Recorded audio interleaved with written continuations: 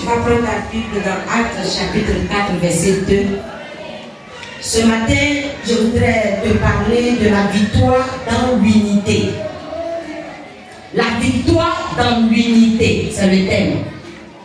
J'aimerais te dire ce matin, l'église qui plaît à Dieu ne peut pas exister au travers, en tout cas, de l'unité. Sans l'église ne peut pas exister. Alléluia. Si quelqu'un a trouvé. 4 à partir du verset 2. La Bible dit ceci. Et content de ce qui. Mais content de ce qu'ils enseignaient. Le peuple. Et annonçaient en la personne de Jésus-Christ, de Jésus, la résurrection des morts. Amen. C'est tout. Tout à fait. Asseyez-vous au nom de Jésus. Il dit, mais content de ce qu'il enseignait, le peuple et annonçait en la personne de Jésus la résurrection des morts. Bien aimé, ici, c'est lorsque Pierre et Jean étaient ensemble et qu'ils avaient commencé à enseigner le peuple.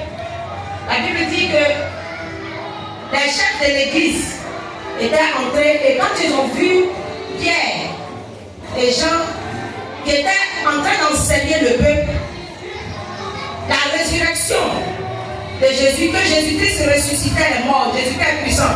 Il enseignait comme j'ai attrapé le micro et je suis en train d'enseigner. Est-ce que tu aimes l'unité? Est-ce que tu aimes ce pourquoi Jésus s'est sacrifié pour toi et moi, en fait que toi et moi, nous soyons un en lui? Est-ce que cette vie-là te plaît? Ne fais pas les choses pour, en tout cas, murmurer. Mais fais selon que Dieu te demande de le faire. Quand tu es en train de faire, ne regarde pas à l'homme. Regarde à Dieu. Dis-toi que Dieu est en train de te voir. Il te regarde. Donc ce que tu es en train de faire, tu dois le faire pour que Dieu puisse bien, en tout cas, te noter ou te qualifier. Que maman est en train de demander 7. Et puis, à partir du verset 20, là, Jean 17, à partir du verset 20. Ce n'est pas pour eux seulement que je prie. Ce n'est pas pour eux seulement que je prie. C'est Jésus qui parle.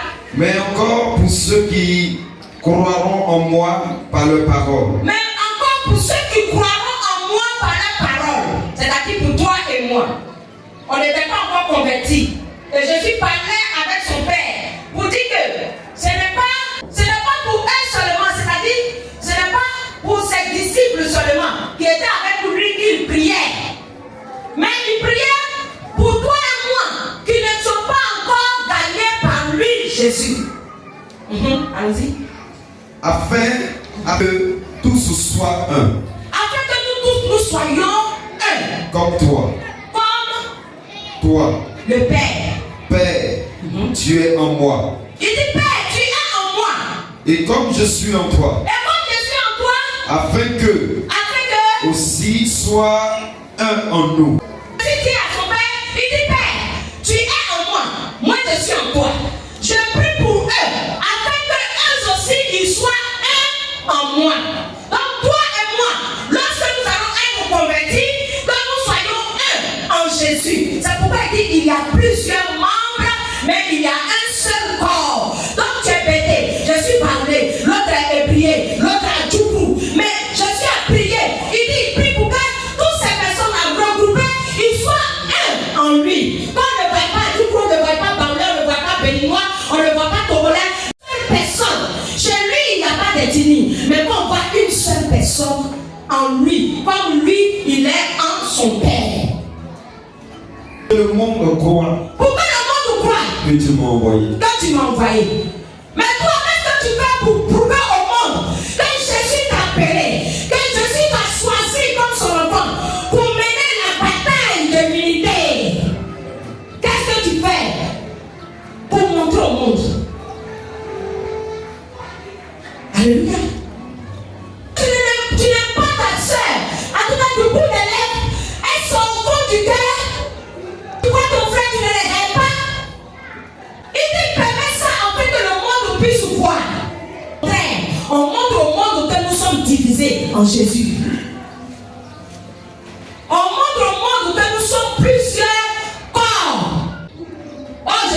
y a un seul corps et plusieurs membres. Les pieds, j'ai les bras, mais tout est collé sur un seul corps. Donc nous tous là, nous sommes collés sur Jésus. Comme un en lui. Mais nous on montre au monde que nous tous là, on n'est pas un en Jésus. On est divisé, on met la différence. Arrêtons de mettre la différence dans l'église. Alléluia. Arrêtons de mettre la différence dans l'église. Arrêtons de juger. Arrêtons de calomnier. Arrêtons de critiquer. Arrêtons de s'en moquer. Arrêtons de voir l'autre comme s'il n'est pas aussi enfant de Dieu. Voyons tous dans le même sens. Aimons-nous de même cœur, de même sentiment. C'est ce que Dieu nous demande d'être. Je prends que mon frère a un problème. C'est que je dois faire, je dois me précipiter pour aller savoir. Et puis fléchir chez nous avec lui pour prier ensemble pour que la solution soit trouvée. Alléluia. Qu'on ne m'oblige pas. Qu'on ne dise pas que je vais faire pour que le pasteur sache que j'aime ma soeur. Oh, au fond de moi, je n'aime pas ma soeur. Mais je suis en train de faire pour que le pasteur sache. Je ne sais pas le pasteur. C'est le maître de l'église, le chef de l'église qui est en train de parler ainsi. Il dit, soyons en tout cas un. On attend voir un même cœur dans le groupe musical. Mais ma soeur a une belle voix que moi. Moi, je n'ai pas belle voix. Dieu ne cherche pas belle voix. Il s'en fout de belle voix. Dieu cherche celui qui chante avec son cœur. Il cherche celui qui chante avec son cœur. Donc, si ma soeur est en train de chanter, qu'elle chante avec son cœur, qu'elle n'a pas belle voix, Dieu l'aime telle qu'elle est. Donc, si nous sommes divisés au milieu de nous, Dieu ne peut pas se manifester au milieu de nous. Quand il y a des différends entre eux, ils s'asseyent pour parler. Ils mettent pas la terre. Et puis ça frappe les mains. Ils se soutiennent. Ils prient pour les uns et les autres. Et puis ils avancent. Devant eux, rien ne peut les arrêter. Parce qu'ils sont unis. Alléluia. David était à la maison. Pendant que son père l'a envoyé pour dire va donner la nourriture à tes frères sur le champ de bataille. Mais quand David est parti, il avait trouvé l'armée israélienne. Était arrêtée. Devant Goliath, il ne pouvait rien faire. Comme David a vu que tous ils étaient de même cœur, ils ont les mêmes pensées. C'était pour vaincre les ennemis, faire tomber les ennemis. David a dit, passez derrière moi, laissez-moi. Moi, je vais aller affronter cet homme. Parce que je connais déjà l'objectif. Tous nous voulons que l'ennemi tombe. Et David est passé devant. La Bible dit, Dieu est passé par David pour renverser Goliath. Une seule personne a remporté la victoire pour tout le monde. Il demande qu'il y ait l'unité dans l'église. Dieu ne regarde pas ça. Dieu, il nous a aimés, nous tous, il n'a pas trié. Frère. Celui qui parle mal de... Peut-être que tu m'as dit que c'est moi. Moi-même, je suis venu formuler les choses pour te dire. Donc j'ai dit, il n'a qu'à prendre la Bible. Dieu même est en train de te parler. La prophétie, plus ou moins. Et puis la Bible, ça fait 3. C'est vérité. Dieu parle. Jacques chapitre 4, le verset 11, il dit quoi? Ne parlez point mal les uns des autres, frères. Ne parlez pas mal les uns des autres, frères. Le Seigneur dit notre oreille ce matin pour dire, arrêtons de parler mal des uns et des autres. Arrêtons de nous moquer des uns et des autres. Nous ne sommes pas mieux que les autres. Nous sommes tous même chose. Jésus nous voit même chose. Il ne voit pas l'autre mieux que l'autre. Celui qui parle mal d'un frère, celui qui parle mal d'un frère, ou qui juge son frère, parle mal de la loi et juge la loi. Il parle mal de la loi et il juge la loi. Oh, la loi là, c'est Dieu qui a établi la loi. Donc quand tu parles mal de ton frère, tu parles mal de ta soeur, tu es en train de juger Dieu. Tu t'es mis à la place de Dieu. Tu juges Dieu. Tu dis Dieu a mal fait de créer cette personne comme ça.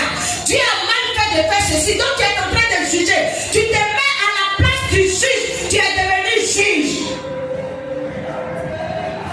Bien-aimé, Dieu t'attend là pour te bénir. Et Dieu nous attend tous dans l'unité pour nous bénir ensemble et pour faire de grandes choses pour chacun de nous. Que Dieu te bénisse au nom de Jésus.